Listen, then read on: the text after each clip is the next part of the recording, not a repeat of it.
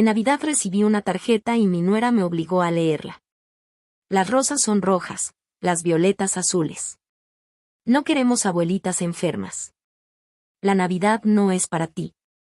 Todos se soltaron riendo. Al día siguiente me fui del país, y no sabes cuánto me alegra tenerte aquí leyendo esto. Sigue mi historia hasta el final, y dime desde qué ciudad me estás leyendo, para ver hasta dónde ha llegado. Las luces del árbol de Navidad se desdibujaban entre mis lágrimas mientras sostenía la tarjeta con mis manos temblorosas.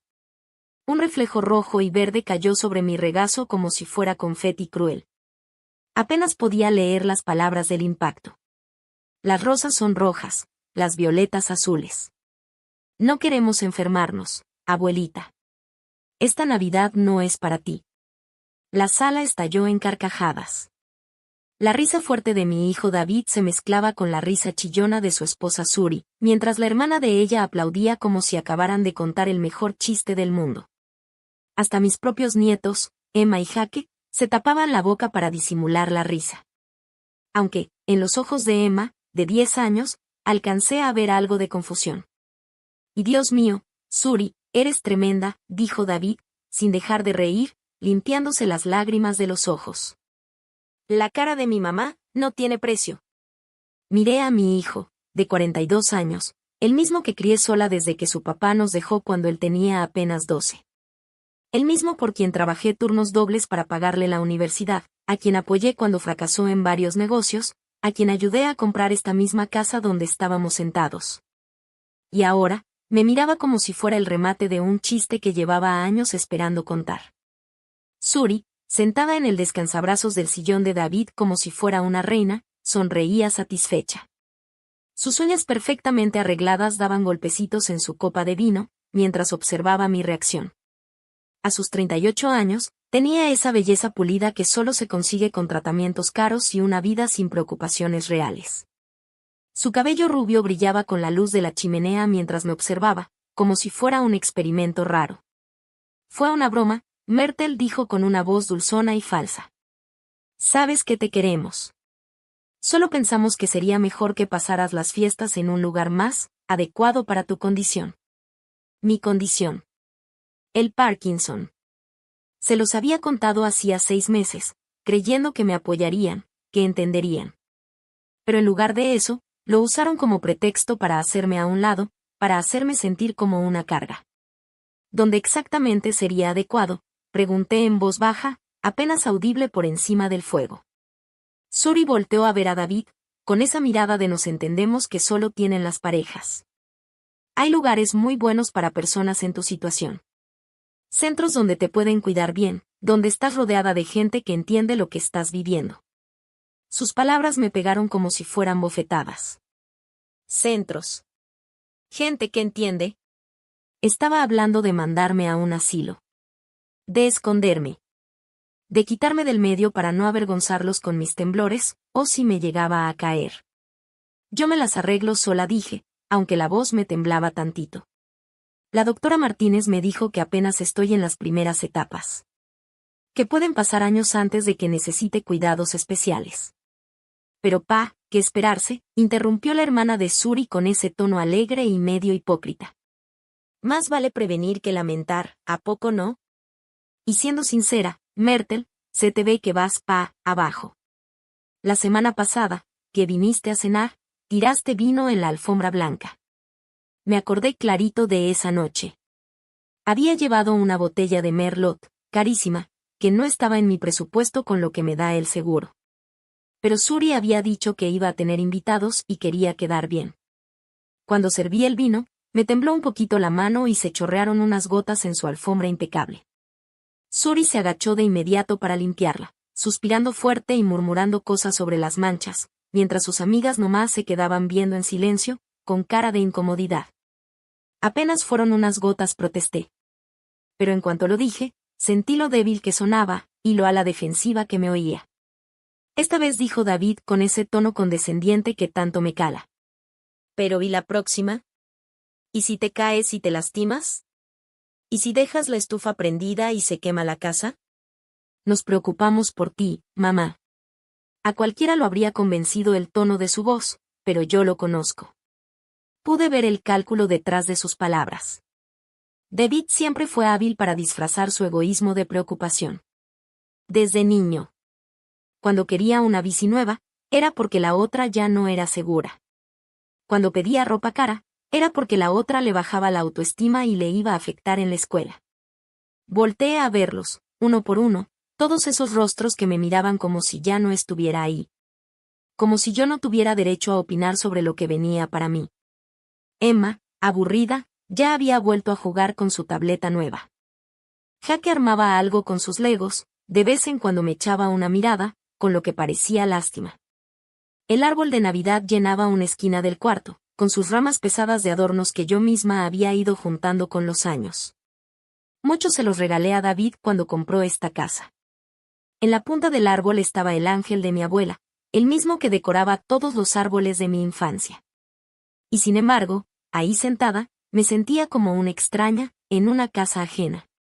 Necesito un poco de aire, dije, levantándome con cuidado. Sentía las piernas flojitas, aunque no sabía si era por el Parkinson o por el puro susto de la noche. Claro, mamá, dijo David sin levantarse, ni intentar ayudarme. Tómate tu tiempo. Caminé despacio hacia la puerta trasera, pasando por la cocina, donde todavía estaban los restos de la cena de Navidad regados por todas las encimeras. Esa cena la había cocinado yo, aunque Suri no paraba de decir que mejor no tocara tanto porque podía contaminar algo con mis manos temblorosas. Y aún así, todos se sirvieron doble. Mientras yo apenas toqué mi plato. El hambre ya se me había ido con tanta sugerencia útil sobre lo que me convenía de aquí en adelante.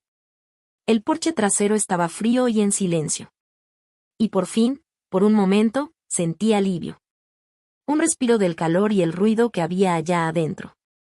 Podía ver mi aliento salir en nubecitas mientras me agarraba de la barandilla, intentando calmarme, tanto por dentro como por fuera. Aún tenía la tarjeta en la mano, con la brillantina ya embarrada por el sudor de mis palmas. A través de la puerta corrediza de cristal, los veía seguir con su celebración como si no hubiera pasado nada. Suri andaba presumiendo sus joyitas nuevas, regalos de David que seguramente costaron más que lo que gasto al mes en mis medicinas. Los niños estaban clavados en sus juguetes nuevos, y lo incómodo de la tarjeta, ya se les había olvidado. Fue ahí, sola en el frío, que lo entendí clarito. Ya no era parte de su familia. Para ellos, ya solo era un estorbo, una vergüenza que querían esconder, una carga que pensaban aventarle a alguien más. La mamá que se partió el lomo por darle todo a David. La que se quedó sin dormir para ayudarlo en sus tareas, la que trabajó doble para pagarle la carrera. La que se aguantó el hambre más de una vez para no atrasarse con la hipoteca. Ahora era solo una señora enferma que ponía en peligro su vida de revista en los suburbios. Pero lo que no sabían, lo que ni se imaginaban, era que esta viejita enferma tenía con qué defenderse. Tenía recursos. Tenía un plan. Durante años, viví con lo justo, tomé decisiones inteligentes, invertí, ahorré y escondí. Y con ese dinero, sin que se dieran cuenta, les he estado ayudando a mantener el estilo de vida que tanto presumen. Desde las vacaciones en la playa hasta la camioneta nueva que David maneja.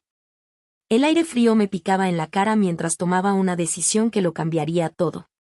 Si lo que querían era que me fuera, me iba a ir, pero no como ellos pensaban. Ahí, parada en el porche, comencé a planear mi salida. No sabía que esa decisión iba a poner su mundo de cabeza. Me dieron el regalo de Navidad más cruel que alguien puede recibir. La verdad. La verdad de cómo me ven realmente. Y ahora era mi turno de darles un regalo. La mañana después de Navidad, me senté en la mesa de la cocina con una taza de café ya medio frío entre las manos. La casa se sentía diferente, como si algo se hubiera roto la noche anterior. Algo profundo, invisible, pero irremediable. Cada objeto conocido parecía burlarse de mí.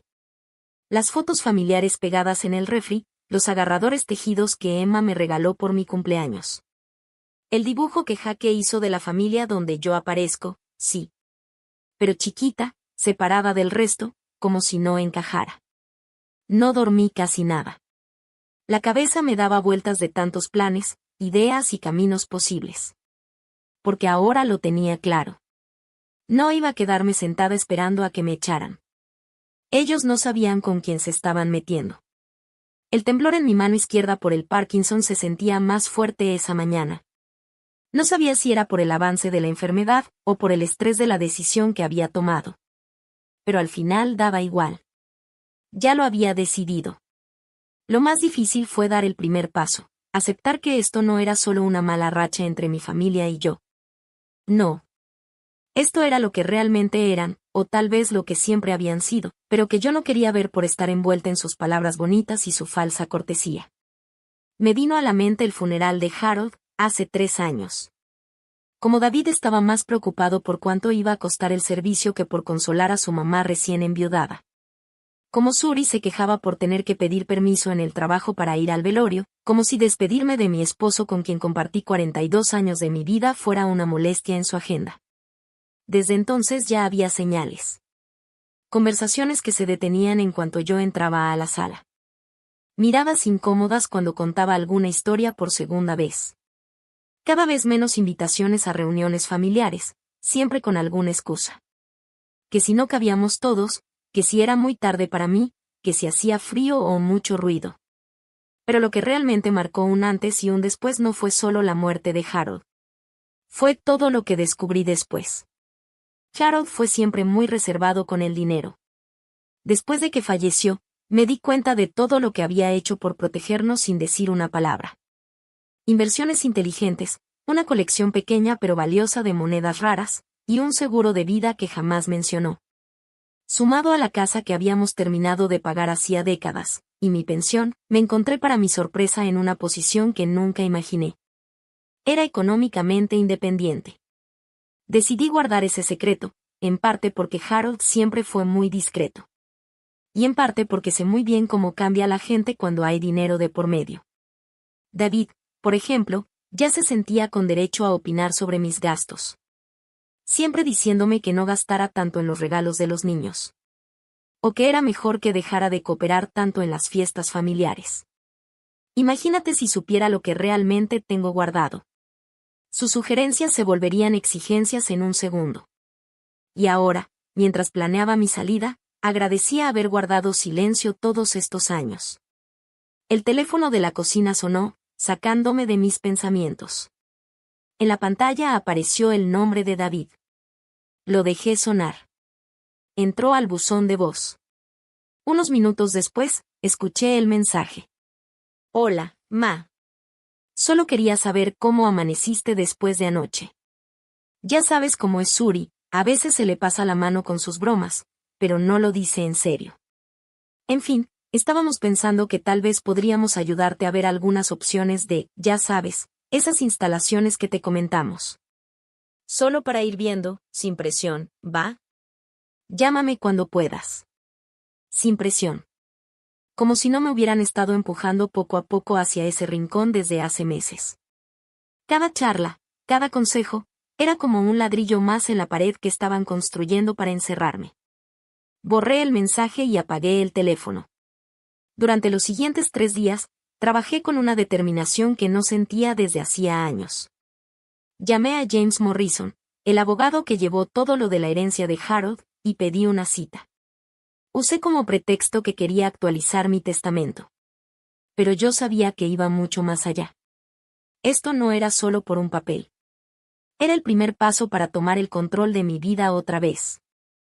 James era un señor amable, de unos 70 años, que conocía a Harold desde que eran niños. Confiaba en él para que me ayudara a encontrar lo que necesitaba. Myrtle, tengo que preguntarte, dijo James cuando le expliqué lo que quería hacer. ¿Estás segura de esto? Es un paso muy grande dejar el país a tu edad, sobre todo con los problemas de salud que tienes. Yo ya le había contado sobre el diagnóstico de Parkinson y cómo había reaccionado mi familia. Pero no le mencioné la tarjeta de Navidad. Esa humillación me pareció demasiado personal como para compartirla, incluso con alguien en quien confiaba tanto. James, nunca en mi vida he estado tan segura de algo, le respondí. Necesito tener la certeza de que mis asuntos están en orden y que mis decisiones van a ser respetadas, aunque a mi familia no le parezca. Él asintió despacio, como entendiendo más de lo que decía en palabras. Está bien. Vamos viendo qué necesitas. La logística era mucho más complicada de lo que había pensado. Tenía que tramitar la transferencia de mis medicamentos a recetas válidas en el extranjero, buscar un lugar donde quedarme temporalmente en un país con buen sistema de salud y un costo de vida más accesible. Pero lo más importante, asegurarme de que mis ahorros estuvieran protegidos y que pudiera acceder a ellos sin problema, sin importar en dónde decidiera vivir. Al final, Portugal se convirtió en el destino ideal. El clima ayudaría con mis articulaciones. Su sistema de salud tenía muy buena reputación, y además había una comunidad creciente de retirados estadounidenses. Y lo mejor, estaba lo suficientemente lejos como para evitar visitas inesperadas, pero no tan aislado como para sentirme perdida. Mientras organizaba todo eso, mi mente no dejaba de sacar recuerdos, como si quisiera repasar cada momento doloroso antes de poder soltarlo del todo. La graduación de David en la universidad, cuando agradeció a todos menos a mí en su discurso. El baby shower de Sori, donde me pusieron a hacer la comida mientras su mamá convivía con los invitados. Las vacaciones familiares de hace 2 veranos, donde nos pusieron a Harold y a mí en un hotel a 3 cuadras del de ellos, dizque porque pensaban que preferiríamos algo más tranquilo. Cada recuerdo reforzaba mi decisión, pero también me dolía profundamente. Como si se me quedara clavado en el pecho. No era así como me imaginé mis años dorados. Pensé que sería la abuelita querida, compartiendo consejos y momentos con Emma y Jaque. Pero en vez de eso, estaba planeando borrarme de sus vidas antes de que siquiera supieran quién era realmente. Lo que más me dolía era darme cuenta de que David llevaba años borrándome de las historias familiares. Cuando hablaba de su infancia, mencionaba sus logros en deportes o en la escuela, pero nunca decía nada de su mamá, que se partía el lomo con 2 trabajos para que él pudiera tener esas oportunidades. Y cuando sus amigos elogiaban su ética de trabajo, él se atribuía todo el crédito, como si su esfuerzo hubiera salido de la nada, ignorando el ejemplo que tuvo en casa. Yo, que trabajaba de noche como auxiliar de enfermería mientras estudiaba en el día. Me había vuelto invisible dentro de la historia de mi propia familia. Un personaje secundario cuyas contribuciones se olvidaban en cuanto dejaban de ser útiles. El 29 de diciembre, justo 4 días después de Navidad, di el primer paso firme. Fui al banco y abrí una nueva cuenta, transfiriendo lo suficiente para costear mi mudanza y dejando el resto en inversiones bien planeadas para seguir generando ingresos. Linda Chen, la gerente del banco, me conocía desde hacía unos 15 años. No cuestionó mis decisiones, pero noté la preocupación en su mirada. Señora Patterson, si no le molesta que le pregunte, «¿Todo está bien en casa?», dijo mientras llenaba el papeleo. «Todo está exactamente como debe estar», respondí. Y era cierto, a su manera. Así es justo como tenían que darse las cosas. Esa tarde empecé a escribir la carta que iba a dejar. Tenía que explicarlo todo sin sonar cruel, sin ser brutalmente honesta, sin caer en la venganza. Quería que entendieran por qué me había ido, pero también necesitaba protegerme de sus intentos inevitables de hacerme sentir culpable y hacerme volver. La carta pasó por 7 versiones antes de que me sintiera satisfecha. Cada borrador reflejaba algo distinto de cómo me sentía: enojo, tristeza, decepción, alivio. La versión final era tranquila, serena. Contaba, con objetividad, la cadena de eventos que me llevaron a tomar la decisión. No incluía reproches, ni exigía disculpas. Cuando cerré el sobre, me di cuenta de que me sentía más ligera que en meses. La decisión ya estaba tomada. Los planes estaban en marcha. Y por primera vez desde que Harold murió, estaba tomando el control de mi vida. Lo que no sabía, mientras me preparaba para empezar de nuevo, era que mi partida sacaría a la luz secretos sobre la situación financiera de nuestra familia que iban a dejar a todos con la boca abierta. La abuelita sencilla, la que querían mandar a un asilo, estaba a punto de convertirse en la persona más importante en sus vidas, justo cuando desaparecía de ellas para siempre. El 3 de enero amaneció gris y helado, de esos días de invierno que te hacen querer quedarte metido entre las cobijas. Era perfecto para lo que tenía que hacer. Elegí esa fecha con cuidado, lo suficientemente lejos de las fiestas como para que mi ausencia no se notara de inmediato, pero lo bastante pronto como para irme mientras todavía tenía firme la decisión. Mis maletas estaban junto a la puerta principal. Eran solo 2, modestas, pero dentro llevaban todo lo que sería mi nueva vida. Fui implacable al empacar, llevándome solo lo esencial y dejando atrás décadas de cosas acumuladas. Las fotos familiares se quedaron en la repisa. El juego de porcelana que había sido de mi mamá seguía en el aparador del comedor. Hasta los lentes para leer de Harold seguían en su buró, justo donde los dejó hace 3 años. Esos recuerdos ya no eran míos. Esas cosas pertenecían a una versión distinta de mí. A la mujer que alguna vez creyó que el amor de la familia era incondicional y que el sacrificio siempre se agradecía. Esa mujer se quedó atrás, junto con todas sus esperanzas ingenuas y expectativas rotas. A las 6:30 de la mañana pedí un taxi. Mi vecina, la señora Chen de al lado, ya estaba despierta como siempre, cuidando su pequeño jardín a pesar del frío. La saludé por la ventana, sabiendo que sería la última vez. En los últimos 3 años, ella fue más buena conmigo que mi propia familia. Me llevó sopa cuando me enfermé y siempre pasaba a ver cómo estaba cuando caían tormentas de nieve. El taxista era un chavo llamado Miguel, que me ayudó a cargar las maletas sin hacer preguntas. En el camino al aeropuerto, me platicó que pensaba ir a visitar a su abuelita en México. Y mientras lo escuchaba, me sorprendí sintiendo envidia por el cariño con el que hablaba de ella. ¿Cuándo fue la última vez que David habló así de mí? No pude recordarlo. Ya en el aeropuerto, me dio un momento de pánico cuando me cayó el 20 de lo que estaba haciendo. Tenía 65 años, había dejado todo lo que conocía y estaba enferma con algo que podía empeorar en cualquier momento. Por unos segundos, mientras esperaba en la fila del check-in con el pasaporte temblando en la mano, pensé en darme la vuelta y regresarme a casa. Pero entonces recordé la sonrisita satisfecha de Suri cuando me vio leer esa tarjeta. Recordé la risa de David. Recordé cómo me sentí como una extraña en mi propia familia, y el miedo se convirtió en firmeza. El vuelo a Lisboa fue largo, pero tranquilo. Elegí mi asiento lejos de los demás pasajeros a propósito. Necesitaba espacio y silencio para asimilar lo que estaba dejando atrás.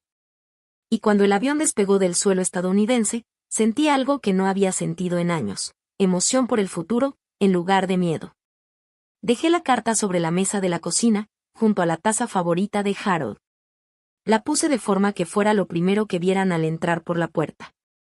Junto con la carta, dejé una carpeta con documentos importantes, mis registros médicos, información del seguro y una lista con los gastos mensuales, cosas que David nunca se molestó en preguntar.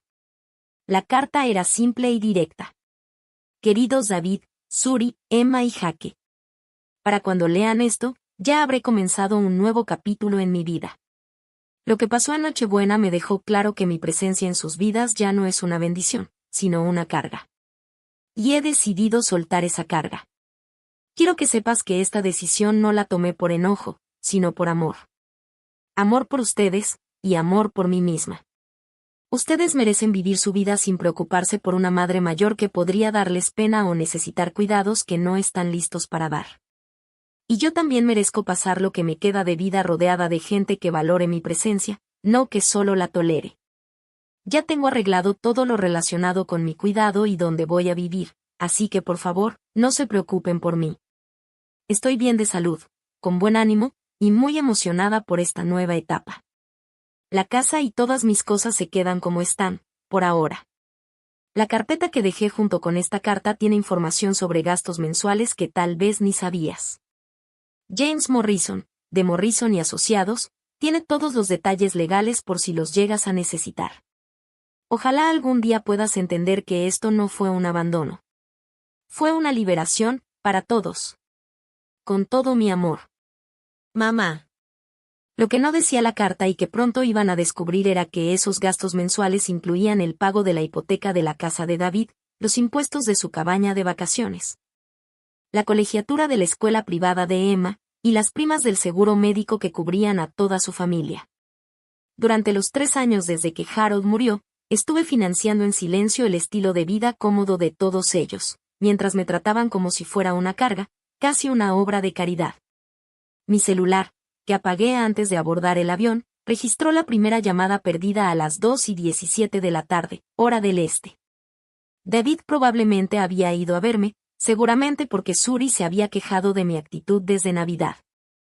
Al llegar, encontró la casa vacía, la carta esperándolo, y las implicaciones empezando a caerle encima, una por una. Cuando aterricé en Lisboa, 12 horas después, el celular mostraba 53 llamadas perdidas y 29 mensajes de texto. Mientras esperaba mi maleta en la banda, los fui revisando, viendo cómo pasaban de la preocupación, a la confusión, al pánico, y luego al enojo. Los primeros mensajes eran de preocupación. Mamá, ¿dónde estás? Por favor, márcame en cuanto puedas. Luego vino la confusión. Mamá, encontré tu carta, ¿qué quieres decir con que estás empezando un nuevo capítulo? ¿A dónde fuiste? Y no tardó en llegar el pánico. Que esto es una locura. Mamá, no puedes simplemente desaparecer así. ¿Y sus medicinas? Y su enfermedad, decían algunos de los mensajes. Y después, llegó la furia. No sé qué clase de juego estás jugando, pero esto no tiene nada de chistoso. Tienes que regresar a casa ya. Los mensajes de texto contaban la misma historia, pero con detalles que dejaban ver que tan rápido se les estaba desmoronando el mundo. Suri llamó a la hipotecaria y descubrió que los pagos mensuales salían directamente de mi cuenta. David habló a la escuela de Emma y ahí se enteró de que la abuela Patterson era quien pagaba la colegiatura. Su aseguradora de salud confirmó que la titular del plan familiar era la señora Myrtle Patterson. A las 11:43 de la noche, David mandó un mensaje con más desesperación de la que le había visto desde que era adolescente. Mamá, por favor. Perdón por lo de Navidad. Todos lo sentimos. Suri está llorando. Los niños preguntan por ti. Solo dime que estás bien y vemos cómo arreglamos todo. Otro mensaje, esta vez de Suri, fue aún más revelador. Myrtle, sé que nunca fuimos muy cercanas, pero esto ya se pasó. David está hecho pedazos. Por favor, márcanos. Podemos hablar sobre lo de Navidad y solucionarlo. Mientras leía sus mensajes, sentí una mezcla complicada de emociones. Por un lado, satisfacción al saber que por fin entendían mi valor. Por otro, tristeza, porque tuvo que pasar todo esto para que se dieran cuenta. Pero, sobre todo, sentí alivio. Por primera vez en años, yo tenía el poder de decidir. Mi taxista en Lisboa era una mujer mayor llamada Sofía. Hablaba inglés perfectamente y parecía genuinamente feliz de ayudar a una mujer estadounidense a empezar de nuevo en su país. Mientras manejábamos por las callecitas empedradas rumbo a mi departamento temporal, me señalaba lugares importantes y me contaba anécdotas de su propia familia. Mi nieto nos visita todos los domingos, dijo orgullosa. Trae a sus hijos y cocinamos juntos. La familia debe ser una alegría, no una obligación. Sí, respondí. Estoy de acuerdo. Mientras veía los edificios de colores, sentí algo que no sentía desde hace meses, esperanza. El departamento que había rentado era chiquito pero luminoso. Tenía un balconcito que daba a una plaza tranquila, donde en las tardes los señores jugaban ajedrez y en las noches los niños corrían detrás del balón. Era justo lo que necesitaba, un lugar para sanar y redescubrir quién soy, sin el peso de las expectativas de otros. Esa noche, mientras desempacaba mis pocas cosas y acomodaba mis medicinas en el baño, me permití pensar en lo que dejé atrás. David, Suri, Emma y Jaque seguramente estaban sentados en la sala, rodeados de las decoraciones navideñas que yo había ayudado a poner, preguntándose cómo iban a mantener su estilo de vida sin mi dinero. Una parte de mí, la parte que pasó 42 años poniéndolos a ellos por encima de mí, quería llamarlos y arreglar todo. Pero había otra parte, más fuerte. La parte que nació la noche de Navidad, cuando se rieron en mi cara. Esa parte sabía que hay puentes que están hechos para quemarse. Apagué mi celular americano y encendí el nuevo número portugués que había comprado en el aeropuerto. Mi vida anterior ya era inalcanzable, y la nueva apenas empezaba. Desde mi ventana, los sonidos de Lisboa por la noche parecían una canción de cuna que nunca había escuchado, músicos callejeros tocando fado, parejas platicando bajito mientras caminaban de regreso a casa. El sonido lejano de los tranvías recorriendo la ciudad. Era extraño. Era hermoso. Y era completamente mío. Por primera vez desde que Harold murió, me dormí emocionada por el mañana. Mientras tanto, de regreso en Connecticut, David se sentó a la mesa de su cocina a las 6 de la mañana, rodeado de papeles que le mostraban una realidad que nunca se había molestado en ver. El café se enfriaba a un lado mientras revisaba estados de cuenta, pólizas de seguros y facturas que, durante años, se habían pagado solas, sin que él supiera cómo ni de dónde. Sus manos temblaban mientras sostenía el estado de cuenta de la hipoteca de su casa. La casa que él creía su logro personal, su responsabilidad. Pero el historial mostraba 3 años de pagos puntuales, todos provenientes de una cuenta que no reconocía. Una cuenta a nombre de Myrtle Patterson. Su mamá. La misma mujer a la que pensaba meter a un asilo. Ella era la dueña de la casa. Esto no tiene sentido, murmuró mientras buscaba sus propios registros bancarios en la laptop. Ahí estaban, sus pagos de hipoteca, registrados como simples transferencias automáticas. El dinero salía de su cuenta cada mes como si fuera relojito. Pero estos nuevos estados de cuenta mostraban algo distinto. Cada pago era reembolsado en menos de 24 horas, desde la cuenta de su mamá. Durante 3 años, ella había estado deshaciendo en silencio cada pago de hipoteca que él hacía, cubriendo todos los gastos de su casa, y dejándolo creer que él era el propietario responsable. Suri apareció en la puerta, todavía en bata, con los ojos hinchados por tanto llorar y la cara marcada por el desvelo. ¿La encontraste? No contesta ninguno de sus teléfonos, respondió David sin levantar la mirada. Pero encontré otra cosa, dijo, mientras le pasaba unos documentos del seguro. Mira esto. Nuestro seguro médico, la cobertura de los niños, hasta tu plan dental. Todo está a nombre de ella. Ella es la titular de la póliza. Suri se dejó caer en la silla junto a él, temblando mientras sostenía los papeles. Eso no puede ser.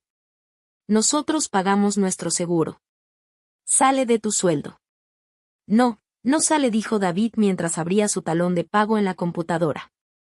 Mira. Aquí dice deducción por seguro médico, pero el monto es 0. Lleva 3 años así. La revelación los golpeó como un ladrillazo. Suri soltó los papeles y se cubrió la cara con ambas manos. Dios mío, David, ¿qué hicimos? Antes de que él pudiera responder, Emma apareció en la cocina. Ya estaba vestida para la escuela, aunque todavía era temprano. A sus 10 años, había heredado la inteligencia aguda de su papá y la sensibilidad emocional de su mamá. Había estado escuchando desde el pasillo.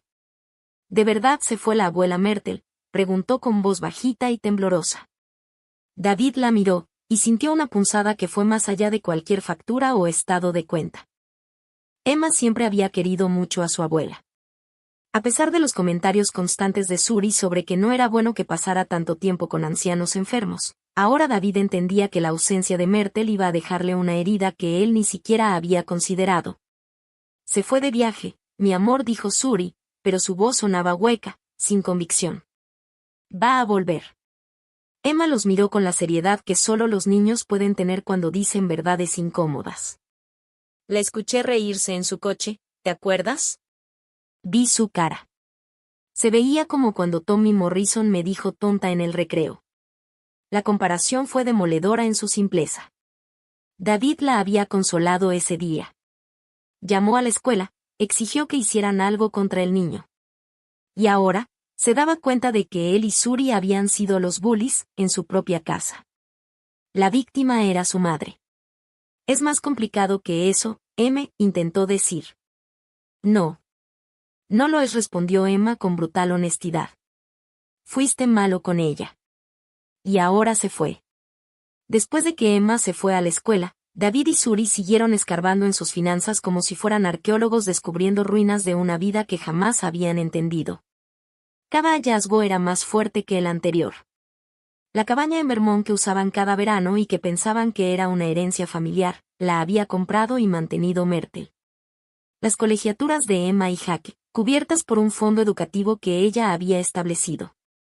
Incluso los pagos del coche, completados con transferencias mensuales desde las cuentas de Myrtle. Jesucristo, susurró David mientras miraba un resumen financiero que le había mandado James Morrison. Estuvo gastando casi $4,000 al mes en nosotros. 4,000, Suri, cada mes. Suri empezó a llorar otra vez. Pero esas lágrimas ya no eran solo de tristeza, eran de vergüenza. La verdad los había aplastado. El asilo, dijo entre sollozos. Queríamos meterla a un asilo, y ella estaba pagando toda nuestra vida. El teléfono sonó, y David lo tomó de inmediato, rezando para que fuera su madre. Pero no. Era la hipotecaria, dándole seguimiento a la llamada que Suri había hecho el día anterior. Señor Patterson, dijo la voz al otro lado. Habla Janet, de First National. Solo quería confirmar la situación con respecto a los pagos de su hipoteca. Como le comenté a su esposa ayer, el titular de la cuenta desde donde se hacen los pagos automáticos es Myrtle Patterson. Si la sacan de la cuenta o si por cualquier razón se detienen los pagos, tendrán que tomar medidas de inmediato, dijo la mujer del banco. David sintió que se le hacía un nudo en el estómago. ¿Qué tipo de medidas? Bueno, el próximo pago vence el 1 de febrero.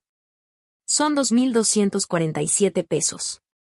Si la señora Patterson ya no se hace cargo, ustedes tendrán que asegurarse de que ese dinero se pague antes de la fecha límite, para evitar cargos por retraso, o, en el peor de los casos, que inicien procesos por incumplimiento. Cuando colgó, David se quedó mirando su saldo bancario en la pantalla de la laptop. Después de los gastos navideños, los regalos, las propinas de fin de año para la señora de la limpieza y la niñera, solo les quedaban 1.200 pesos en la cuenta corriente. Y tal vez 800 pesos más en ahorros. Sin el respaldo de su mamá, ni siquiera podían cubrir el siguiente pago de la hipoteca. Tenemos que encontrarla, dijo Suri, con la voz ya al borde del pánico. Tenemos que traerla de vuelta. Y decirle que, estalló David. Como siempre, su culpa se convirtió en enojo en cuanto sentía la pared contra la espalda. Perdónanos por tratarte como basura, pero porfa sigue pagándonos todo. Eso. Tal vez si le pedimos disculpas. ¿Disculpas por qué? ¿Por la broma? ¿Por querer lo mejor para ella? Pero mientras hablaba, David sabía perfectamente que se estaba mintiendo. La tarjeta de Navidad había sido cruel, sí, pero era solo la última señal en una larga cadena de desprecios que le habían hecho saber a su madre cuál era su lugar en la familia. La habitación de hotel a 3 cuadras durante las vacaciones, los comentarios hirientes sobre su estado de salud, las veces que hablaban de cosas importantes frente a ella como si ni estuviera, como si fuera invisible. Y poco a poco, la fueron sacando de las decisiones familiares, y de sus vidas. A las 10 en punto, llegó James Morrison con su maletín en mano y la expresión de alguien que ya ha presenciado esa escena demasiadas veces. Un hombre de 1,70, con cabello plateado y ojos amables detrás de unos lentes con montura metálica, aunque su actitud era estrictamente profesional. David, Suri dijo al acomodarse en la sala. Supongo que ya tuvieron tiempo de revisar los documentos que dejó su mamá. ¿Dónde está, James?, le soltó David. Que esto es una locura. No puede simplemente desaparecer así como así. James lo miró tranquilo. Tu mamá es una adulta en pleno uso de sus facultades. No tiene ninguna restricción legal para moverse. Puede irse a donde le plazca. Y aunque tiene Parkinson, está muy bien controlado. Está perfectamente capacitada para viajar y vivir sola, si así lo decide. Suri se inclinó hacia el frente, con las manos entrelazadas. James, sabemos que nos equivocamos. Lo de Navidad fue solo una broma tonta que se salió de control. Nunca quisimos lastimarla. No estoy aquí para juzgar la dinámica familiar de nadie, respondió James, con tono diplomático. Estoy aquí para hablarles de las implicaciones prácticas de la decisión de su madre. Abrió el maletín y sacó una carpeta gruesa. Durante los últimos 3 años, su madre ha estado manteniendo económicamente a esta familia. La cantidad total suma alrededor de 144,000 pesos dólares, sin contar el pago inicial que ella hizo para comprar esta casa. David sintió que la habitación giraba a su alrededor. ¿Pago inicial? ¿De qué estás hablando? 80,000 pesos dólares, respondió James, sin levantar la voz. En 2018. Sin ese dinero, no habrías calificado para la hipoteca. La cifra quedó suspendida en el aire, como un juicio silencioso. David intentó recordar cómo fue todo el proceso de compra de la casa, pero le pareció tan confuso. Un torbellino de trámites, documentos por firmar, correos electrónicos y llamadas. Recordaba que su mamá había estado ahí, que insistió en ayudar, pero él había asumido que se trataba de una aportación pequeña, quizá unos cuantos miles de dólares. ¿Y ahora qué?, preguntó Suri, con la voz apenas audible. La expresión de James se suavizó un poco. Eso depende de tu mamá. Ella me pidió que administre sus asuntos mientras esté fuera. Eso incluye todos los pagos que ha estado haciendo por ustedes. ¿Van a seguir?, preguntó David, aunque odiaba el tono de esperanza desesperada que se le escapó sin querer. Por ahora, sí. No quiere que enfrenten una crisis financiera inmediata, sobre todo por los niños. Pero este acuerdo no es permanente. David sintió un alivio que le recorrió todo el cuerpo, solo para ser aplastado de inmediato por la vergüenza. Su madre, la mujer a la que habían ignorado, humillado y prácticamente empujado fuera de sus vidas, aún así lo seguía protegiendo, incluso desde la distancia. Hay una condición, agregó James, mientras guardaba algunos documentos en su maletín. Quiere saber de Emma y de Jake. No de ustedes dos, solo de los niños. Dice que los extraña. Esa frase fue como un puñal directo al corazón de David. Su mamá todavía quería un vínculo con sus nietos, pero no con él. No solo había perdido su respaldo financiero, también había perdido algo muchísimo más doloroso, su amor. Después de que James se fue, David y Suri se quedaron sentados en la sala, rodeados por evidencia física de su dependencia de la mujer a la que habían tratado como una carga. El árbol de Navidad seguía en la esquina, con las luces parpadeando como si se burlaran de ellos en vez de festejar algo. ¿Y ahora qué vamos a hacer?, preguntó Suri. David miró a su alrededor. Vio su casa perfecta, sus muebles elegantes, la decoración de revista, todo comprado con dinero que no era suyo, mantenido con recursos que no habían ganado. Todo lo que habían construido estaba basado en una mentira. Una ilusión cuidadosamente sostenida por la misma mujer a la que quisieron mandar a un asilo. No lo sé, dijo al fin. La verdad, no tengo idea. Afuera, comenzó a caer la nieve, cubriendo de blanco esa calle suburbana tan ordenada. Y en algún lugar al otro lado del océano, su madre estaba empezando una nueva vida. Y por primera vez, David se preguntó si, tal vez, estaba mejor sin ellos. Habían pasado ya 3 meses desde que llegué a Lisboa, y casi no me reconocía a mí misma. La mujer que alguna vez se achicaba ante la desaprobación de su familia había sido reemplazada por alguien completamente diferente. Alguien que todavía estaba descubriendo, pero que ya no vivía con miedo. Ahora me despertaba cada mañana con ilusión por lo que me esperaba, en vez de temer las formas en que tal vez decepcionaría a quienes amaba. Mi departamento en el barrio de Alhama se había convertido en un santuario. Las calles empedradas, estrechas y torcidas que al principio me parecían un laberinto confuso, ahora se sentían como un escudo, protegiéndome de mi vida pasada. Todas las mañanas abría las ventanas para dejar que entraran los sonidos de los tranvías y el delicioso aroma del pan recién horneado de la panadería que estaba abajo. La señora Santos, esposa del panadero, había empezado a guardarme una dinata caliente cada mañana. Nuestras charlas entrecortadas, en una mezcla de inglés y portugués, se convirtieron en mi parte favorita del día. Y lo más increíble, mis síntomas de Parkinson habían mejorado desde que dejé Connecticut. El doctor Olivea, mi nuevo neurólogo, decía que todo se debía a la reducción del estrés y al aumento en mi actividad física. Las empinadas calles de Lisboa me obligaban a caminar más de lo que lo había hecho en años. Y la dieta mediterránea, combinada con esta paz mental que había descubierto, me devolvieron una energía que pensé que ya había perdido para siempre. Pero lo más inesperado de mi nueva vida no tuvo nada que ver con mi salud o mi situación económica. Tuvo que ver con María. La conocí en una pequeña cafetería cerca de mi departamento, donde solía pasar las tardes leyendo libros en inglés y practicando portugués. María siempre estaba ahí los martes y jueves con su nieta Ana, una niña tímida de 7 años que, para mi sorpresa, me recordaba muchísimo a Emma cuando tenía esa edad. La primera vez que las vi, María batallaba para ayudarle a Ana con la tarea escolar, mientras también atendía a otros 3 nietos que corrían por ahí. Sentí ese dolorcito en el pecho que ya conocía bien. Me acerqué con cuidado y le dije en mi mejor portugués: Disculpe, ¿gostaria de alguna ayuda? Ella levantó la vista, sorprendida, pero no con rechazo. Su inglés era mucho mejor que mi portugués, y en cuestión de minutos ya estábamos platicando como si nos conociéramos de años. Ana estaba teniendo problemas con matemáticas, y sin darme cuenta, ya estaba sentada a su lado enseñándole los mismos trucos que le había enseñado a David a esa edad. Esa tarde dio paso a otra, y luego a otra más. Pronto no solo ayudaba a Ana, sino a otros niños cuyos abuelos también se reunían en esa cafetería cada semana.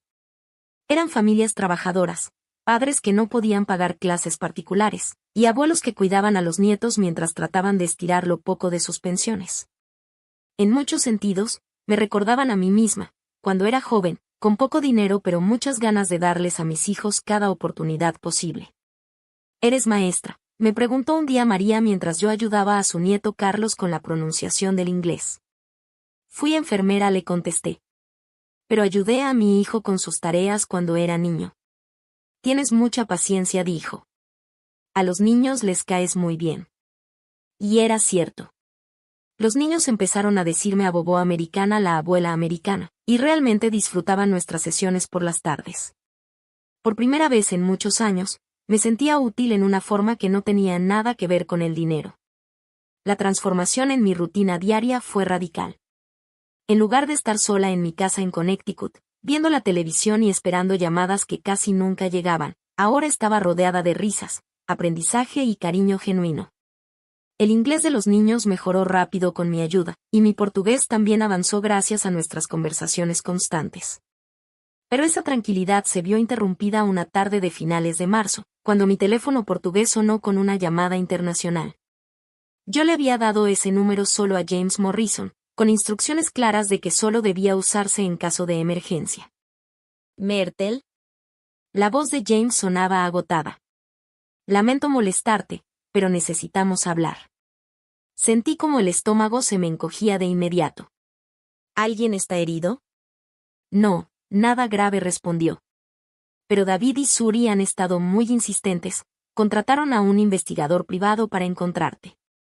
Me dejé caer en la silla, sintiendo ese peso familiar de la ansiedad apoderarse otra vez de mi pecho. ¿Qué clase de investigador? Uno que se especializa en localizar personas desaparecidas, dijo James.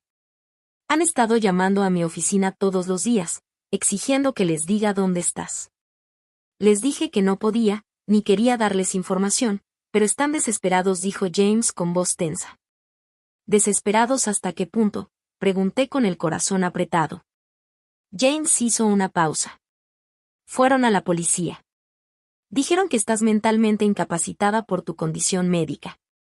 Quieren que te declaren como una persona desaparecida que necesita ser localizada y puesta bajo cuidado. Sentí la traición como una punzada en el pecho. Aunque ya lo presentía, dolía. No me estaban buscando por amor ni por preocupación. Me estaban buscando porque necesitaban de vuelta a su fuente de dinero. ¿Pueden hacerlo legalmente? No es fácil, respondió James. Tú te fuiste por voluntad propia. Estás en contacto conmigo, tu abogado, y has demostrado plena capacidad para manejar tus asuntos. Pero claro, podrían intentar complicarlo. Miré por la ventana hacia la plaza, donde los niños jugaban fútbol bajo el sol que comenzaba a ponerse. Esa era mi vida ahora. Mi paz. Y no iba a dejar que me la arrebataran. James, necesito pedirte un favor. Claro, dime. Quiero establecer un fondo fiduciario para la educación de Emma y Jaque. Algo que vaya directo a ellos cuando cumplan 18. Que ni David ni Suri puedan tocar. Es muy generoso de tu parte, considerando todo, dijo James. Siguen siendo mis nietos, respondí en voz baja. Nada de esto es culpa suya. Luego, llegó la parte difícil. Y, sobre los pagos mensuales de la casa de David. Había estado postergando esta decisión, pero lo del investigador privado me lo dejó claro. Redúcelos a la mitad, con efecto inmediato. Si preguntan, diles que mis gastos médicos han aumentado por mi condición. No era mentira del todo. El doctor Olivea me había sugerido unos tratamientos nuevos que no estaban cubiertos por el sistema de salud portugués. Nada caro. pero David y Suri no necesitaban saberlo. Myrtle, dijo James con cuidado. Van a presionar más cuando noten que el dinero empieza a escasear. ¿Estás preparada? Déjalos que presionen, respondí, sorprendida por la firmeza en mi voz. Ya no soy la misma mujer que salió de Connecticut. Cuando colgué, me quedé sentada en mi pequeña sala, procesando lo que acababa de escuchar. Que David intentara que me declararan mentalmente incompetente, dolía más de lo que quería admitir. Después de todo lo que habían descubierto, todo lo que había hecho por ellos, todavía me veían como un problema que necesitaba ser resuelto. No como una persona a respetar. A la mañana siguiente, me entregué a mi rutina con los niños del barrio con energías renovadas. Ana estaba batallando con una redacción para la escuela, así que comencé a contarle anécdotas de mi infancia. Historias que no había recordado en años. Mi abuela decía que cada persona tiene muchas vidas dentro de ella, le conté mientras trabajábamos en su tarea. A veces tenemos que ser lo suficientemente valientes para empezar una nueva. Ana me miró con sus grandes ojos oscuros, seria como siempre. ¿Tú empezaste una nueva vida, americana? Sí, corazón, sí lo hice. ¿Y eres feliz en tu nueva vida? Su pregunta me tomó por sorpresa. ¿Feliz? Durante meses me había concentrado tanto en no sentirme miserable que no me había detenido a pensar si realmente era feliz. Miré a mi alrededor. A María, tejiendo en silencio en una esquina mientras vigilaba a sus nietos. A Carlos, practicando en voz baja palabras en inglés. A Ana, esperando pacientemente mi respuesta. Estas personas me habían acogido sin pedir nada, solo amistad, y algo de ayuda con las tareas. Sí, dije, sonriendo de verdad. Sí, soy feliz. Esa noche, por primera vez desde que me fui de Connecticut, hice una videollamada con Emma y Jaque. James había organizado todo por una conexión segura. Cuando vi sus caritas en la pantalla, se me llenaron los ojos de lágrimas. Emma se veía mayor, más seria de lo que recordaba. Abuelita Myrtle, ¿alguna vez vas a volver a casa? Estoy en casa, mi amor, le respondí con dulzura. Aquí es donde vivo ahora. Jaque, con sus 8 años, fue más directo. Mi mamá dice que estás enferma y que no puedes cuidarte sola, pero yo te veo bien. Estoy bien, Jaque. Me estoy cuidando muy bien, no te preocupes. ¿Estás enojada con nosotros?, preguntó Emma, y pude escuchar la preocupación en su vocecita. Ay, corazón, no. No estoy enojada contigo ni con tu hermano. Los quiero muchísimo a los dos. Entonces, ¿por qué te fuiste? Esa era la pregunta que más me había temido. Pero al ver sus caritas en la pantalla, entendí que merecían una respuesta honesta, que pudieran entender a su edad. A veces, los adultos tenemos que tomar decisiones difíciles sobre cómo queremos vivir nuestras vidas, les dije despacio, eligiendo con cuidado cada palabra. Necesitaba estar en un lugar donde pudiera ser feliz y sentirme bien. Y ese lugar ya no era Connecticut. ¿Te volveremos a ver algún día?, preguntó Emma con una esperanza en la voz que casi me rompe el corazón. Espero que sí, amor. Tal vez, cuando estén más grandes, puedan venir a visitarme. Portugal es un país precioso. Después de colgar, me senté en el balcón y observé cómo el cielo de Lisboa se pintaba de dorado y naranja con el atardecer. En algún punto, al otro lado del océano, David y Suri seguramente ya estaban planeando su siguiente jugada, buscando la manera de recuperar su fuente de dinero. Pero por primera vez desde que todo esto empezó, me sentí realmente libre. Había encontrado una nueva familia en el lugar más inesperado. Gente que valoraba mi presencia sin preguntarse cuánto valía. Descubrí que la felicidad no tiene que costarte la paz, que el amor no debe venir con condiciones, y que, a veces, lo más valiente que puedes hacer es alejarte de quienes no te valoran. Mañana me despertaré con el sonido de los tranvías y el olor a pan recién horneado. Ayudaré a Ana con sus matemáticas y me reiré de los chistes malos de Carlos. Seré útil, apreciada, querida. No por el dinero, sino por quién soy. Y me di cuenta de que eso era todo lo que siempre había deseado. 6 meses después de mi partida, me encontraron. Estaba en mi café de siempre, ayudando a Ana con su pronunciación en inglés, cuando noté a un hombre sentado en la esquina. No era de por aquí.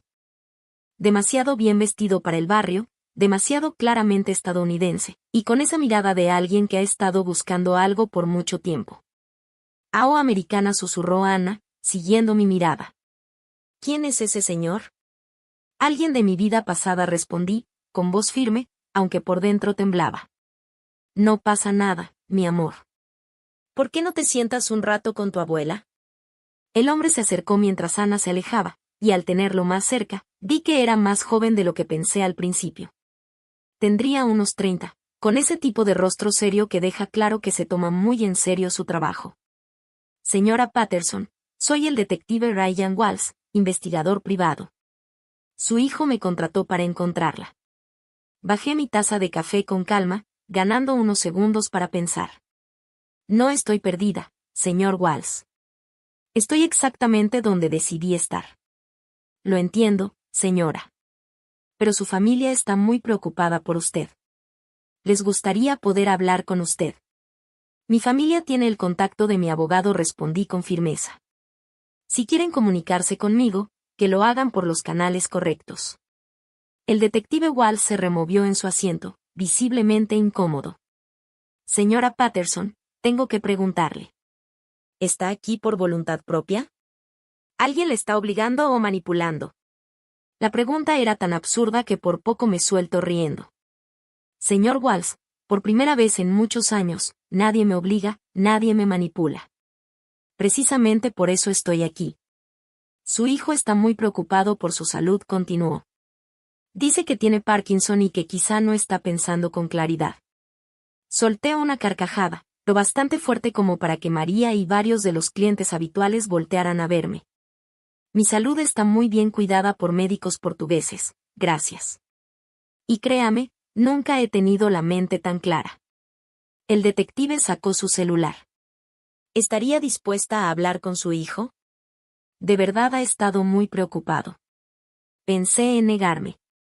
Pero algo en su expresión, ese gesto serio y sincero, me hizo reconsiderarlo. Quizá era momento de una última conversación. Un último intento para que David entendiera que esto no era una etapa, ni una crisis, era una elección. «Está bien», dije. «Pero aquí, en público, y con usted como testigo». Walls marcó.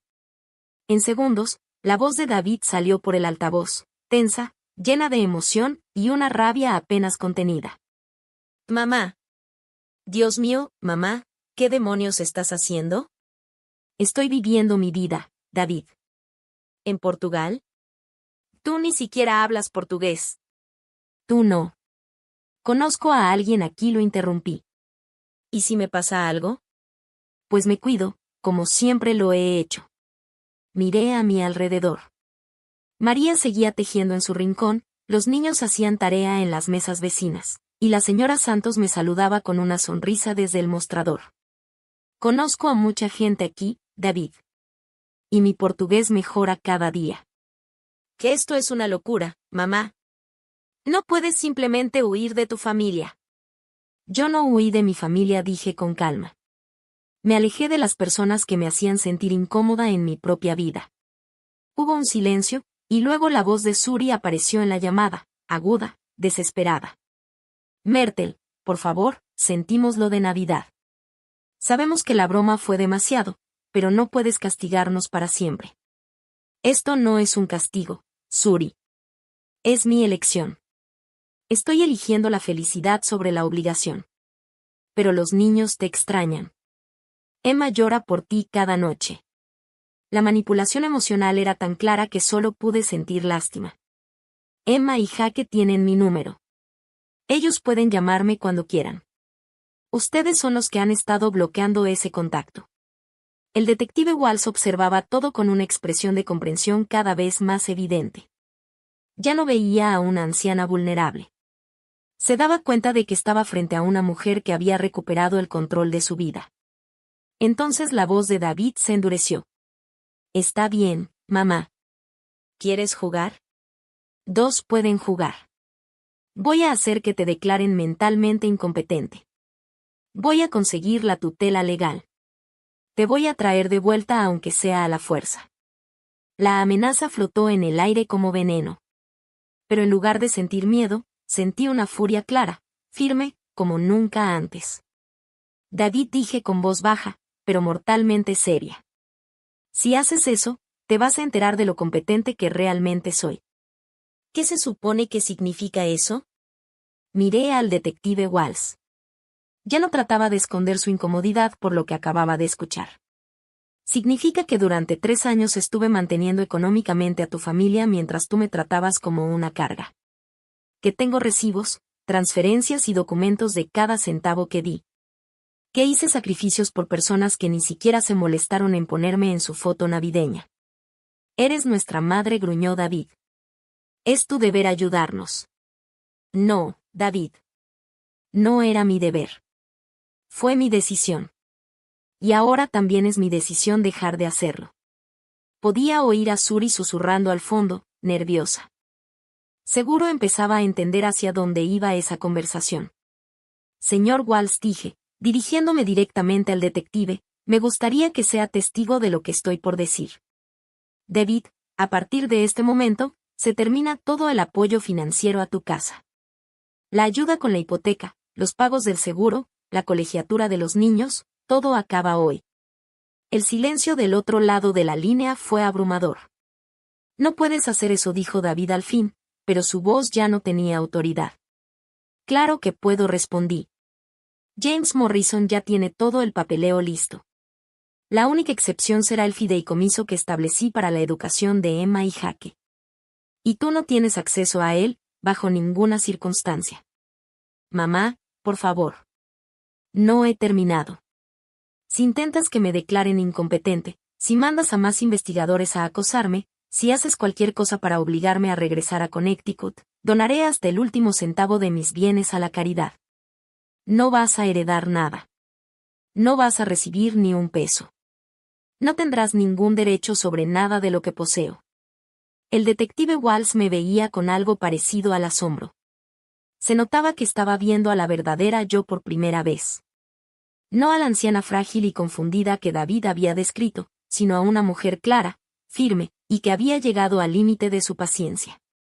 Además, continué, si en verdad crees que estoy mentalmente incapacitada, entonces, por tu propia lógica, todas las decisiones financieras que tomé en favor de tu familia durante los últimos 3 años serían inválidas.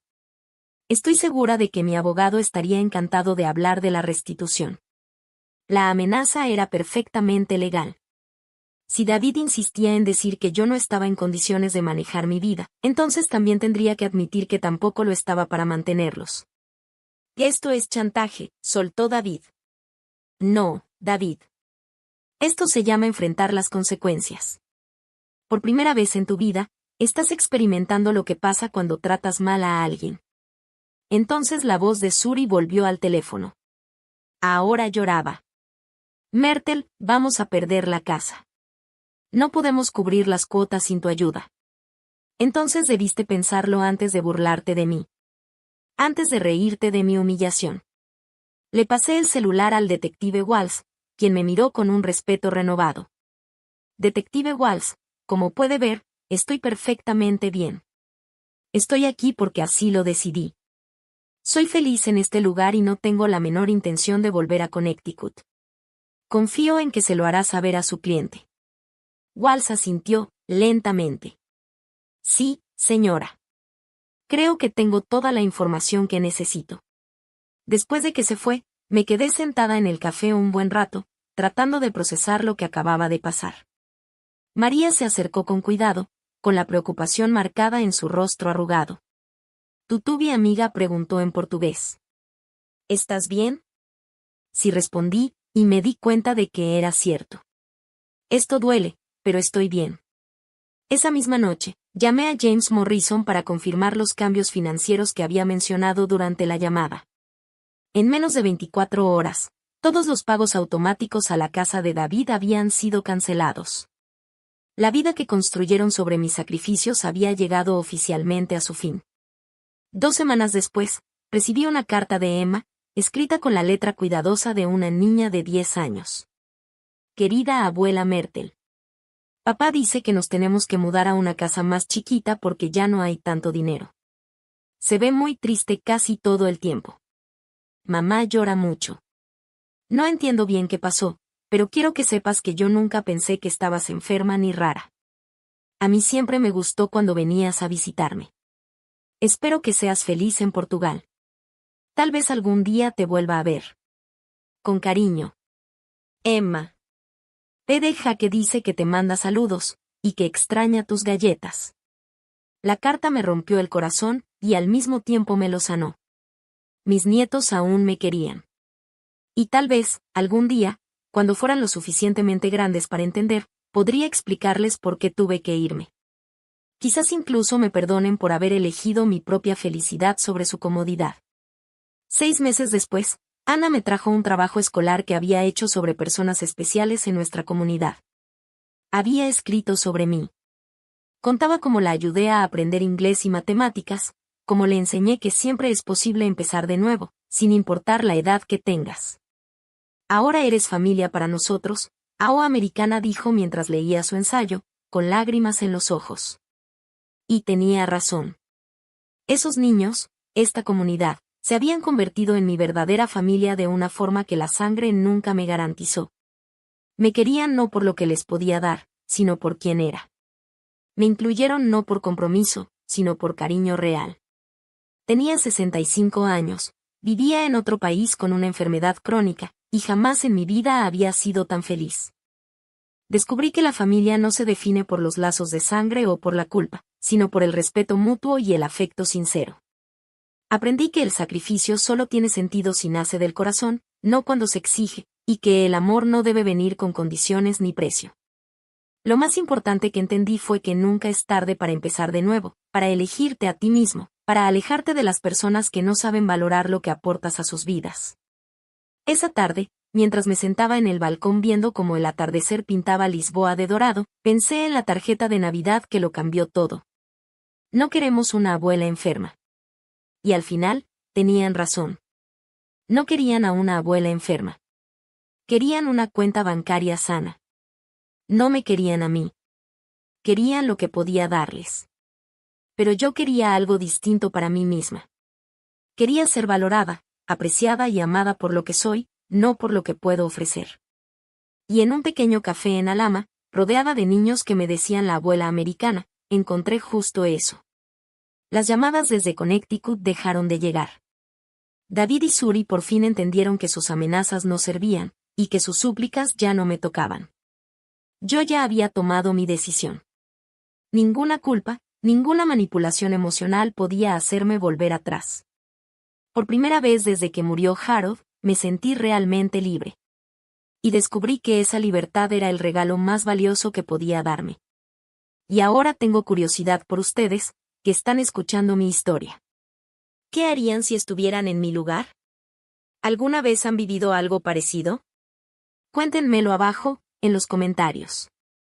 Y mientras tanto, les dejo en pantalla 2 historias más que son de las favoritas del canal. Estoy segura de que los van a sorprender.